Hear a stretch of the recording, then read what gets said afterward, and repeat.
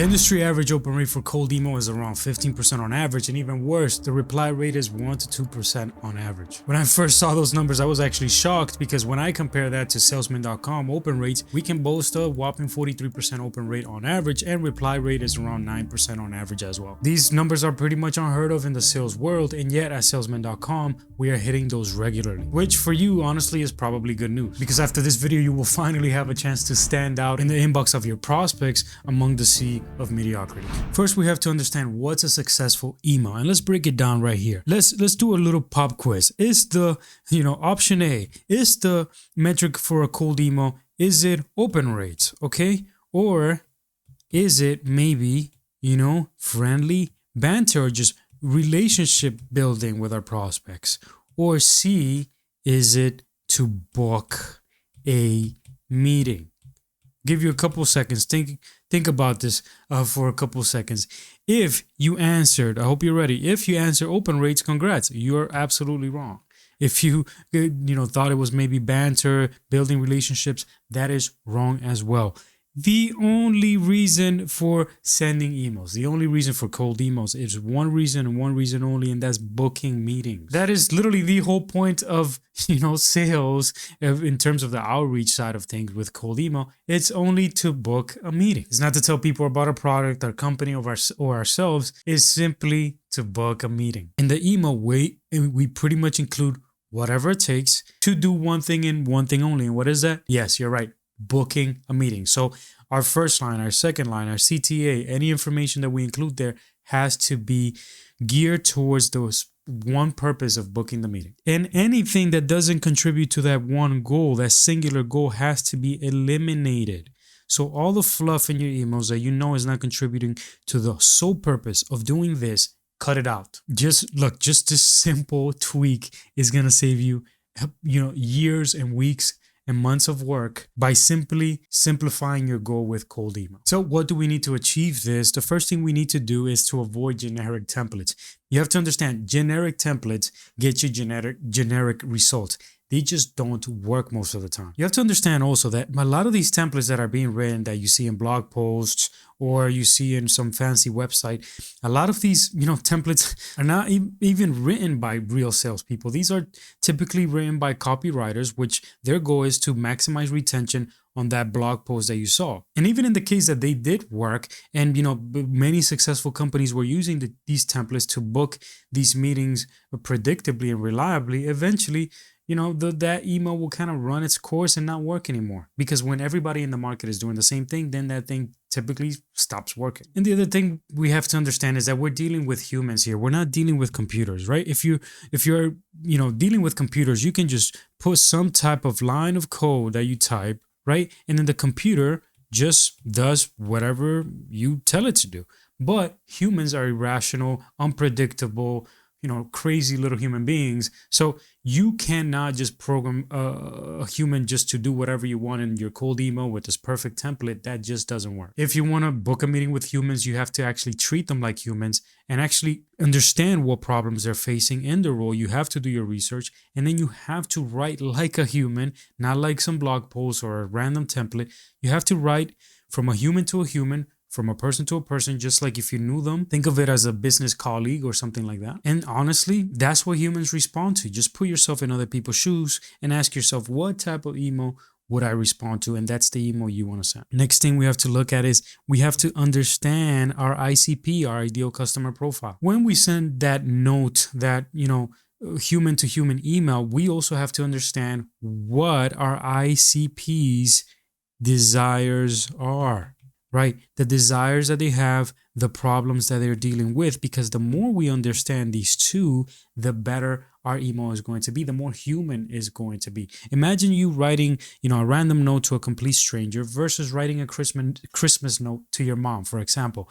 That's definitely going to be more human, more warm, more true, right? And it is going to connect more with that person. Now, I'm not saying you have to send Christmas notes to your prospects, but what I am saying that you have to understand them well enough so that when you send that message, it actually connects, it actually resonates with them. And the least you understand your ideal customer profile, the less they will respond to you. And that might mean that you might have to do a little bit of research, right? But guess what? Yes, you're going to have to put some time and effort into doing research, getting to know your ICP, but you do the work up front, and then booking those meetings makes it way easier. So yeah, sure, in the short term, you're going to have to put in more time, but in the long term, it's going to save you way more time. So it's absolutely worth doing. So make sure you understand your ideal customer profile. Who are their customers? How do they make money?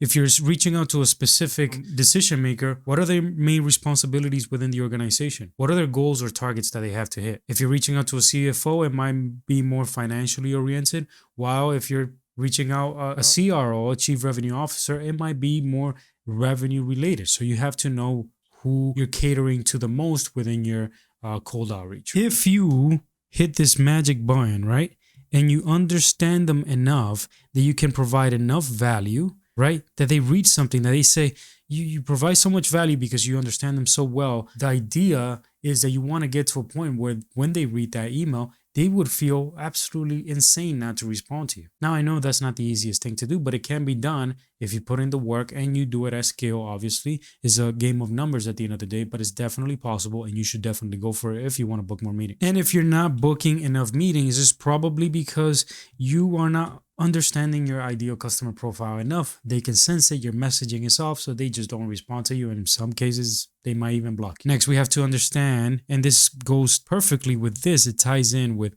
point B here, is that we have to focus on their problem. The truth is, buyers don't care about your solution, your company, your product, who you are. They don't care about that. They care about one thing and one thing only, and that is not getting fired. They want to solve the problems that they have in their role, and they want to go home with a big paycheck, and they want to go to their families and go on vacation, right? And keep their job, keep their sanity, keep their life going. That's what they care about. So that's what you need to help them with. In order to do so, we must focus on their problems, because decision makers are like firefighters, right? And they only go to where the smoke is, where the fire is. And honestly, if something is not on fire, they just don't pay attention to it, because if it's not on fire, it can be afforded to put in the back burner for some time. It's not important. There's no urgency behind it. And in sales, we want urgency, right? Because this is what gets people out of the status quo, right? Their tendency to just stay the same, to not do anything about it, just remain the same and everything will be okay. We want to break that, because that doesn't help us in sales. In sales, the status quo is our enemy. And one way to be able to overcome the status quo is with urgency. And guess what? When we focus on their problems, it automatically implements urgency into the email. It's not just something you could afford to, I'll check it out later. If there's real urgency, if we're solving a real problem, they might want to answer that email today or this week instead of 2 months later, when they're probably going to forget about it anyway. Another thing that makes email successful, right, is exchanging real value here. Many times when we're not able to book meetings, it's because our emails are not providing any real value, right? And if we're not providing any real value, we're just not going to get the attention of the decision makers we want. And a good way to think about this is this. The whole dynamic of cold email is simple, is give me time, right? Book a meeting with me and I'll solve this problem, right? Whatever problem is most important to them that you hypothesized. You see, there's a clear exchange of value here. And that's also the fundamental premise of negotiation. You give me this and I'll give you that, right? And so when we're sending these cold emails, we're basically trying to bargain, trying to negotiate with our buyers. Basically, hey, look, give me some time, which I know you have a little bit, and I'll give you this in exchange. And if that exchange is fair, then the meeting gets booked. The issue is that many times when we're trying to send these cold emails, we're saying, give me time, please give me time, please, sir, so you can learn about my little product and my little story and my little company that honestly they don't care about. Please, sir, please, give me some time and I'll teach you about the last 30 years of my company. I mean, nobody's going to book a meeting with that. If we want people to give us their time, we have to give them something valuable in exchange. And I've talked about this before, but if real quick, the value equation, value is simply problem solving. Solve a significant problem for somebody and it will be considered a valuable thing. Your house, let's say you live in a house, right? Or your apartment, that's something valuable to you. But why? Why? Because it protects you from the elements. It protects you from somebody breaking in and, robbing you while you're sleeping. It provides a space for your children to play safely and stay out of danger. Your house is valuable to you because it solves a significant problem, a very serious problem. I mean, your life depends on it. You know, if you're living somewhere where it's cold and you don't have a house, you're going to freeze to death. So it is valuable to you. So if you want to provide more value in your cold emails, solve more problems that they care about. Next, we have to look at your value proposition. And I actually want to head into a quick example of our value proposition here. So our value proposition is simple and straightforward, and it is valuable. And here's why. We'll help your team find and close more deals in the next 30 days or your money back. And I'll pay you personally an additional $1,000 for wasting your damn time. If most people read this, they might think, you know, I'd be crazy not to talk to them. At least a conversation. I'm not saying I'm going to give them my money, but it is at least worth a little bit of what we talked about earlier, time, a little bit of time. That's all we need. Give us a little bit of your time and we'll help you find and close more deals in the next 30 days. And look, if it doesn't work, if we waste your time, we're actually going to do this. We don't think we're going to waste your time, but if we do and you decide to work with us and it doesn't work, we're going to give you $1,000. And I don't know what your value proposition needs to be because I'm not in your industry. I'm not selling your specific product, but this is the type of value proposition you have to put together. Now, look, in many cases, I'm not saying you always got to throw money at people, okay? You may not be able to control that, especially if you're working for a company, but you have to have something irresistible.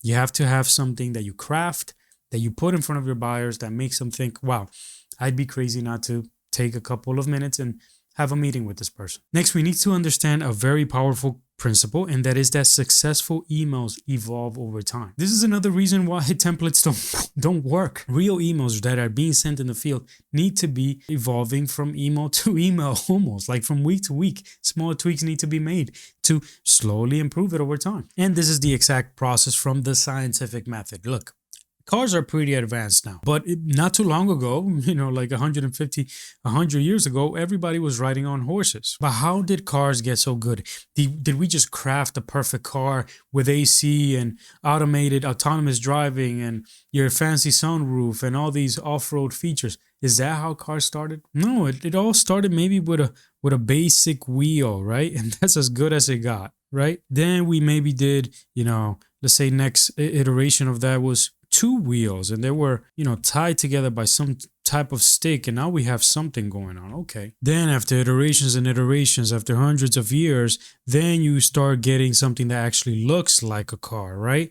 And then we get to this point, right? But it didn't start that way. And you have to have the same mentality with your cold emails. Your cold emails are not going to start perfect. And guess what? You don't need them to be. All you need to do is improve them a little bit each time, iteration after iteration. And then after some time, your emails will become really good and they'll be booking meetings for you like clockwork. And this is all because we started with a hypothesis, you know, our experience.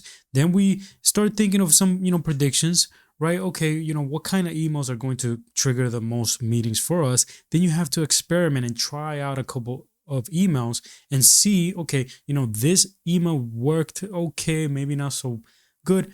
This one was certainly better. So the email that was not so good, we remove it from our cadence, right?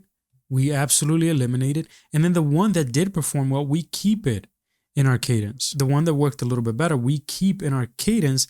And then we form this loop where the ones that keep working well, we continue to make those a little bit better. We eliminate the ones that don't work so well. And over time, this cycle enables us to create, you know, going from riding horses to creating this incredible vehicle with AC that you can drive from, you know, Canada to Brazil or something. But it all starts with a simple email that's not too complicated. It doesn't have to be perfect, but it evolves over time. And if you don't give up and you slowly increase it 0.5% to 1% better, your emails have no other option but to get better over time. So I hope that was able to help you. And if you want to continue booking more meetings over time, why not click on the video on the screen right now?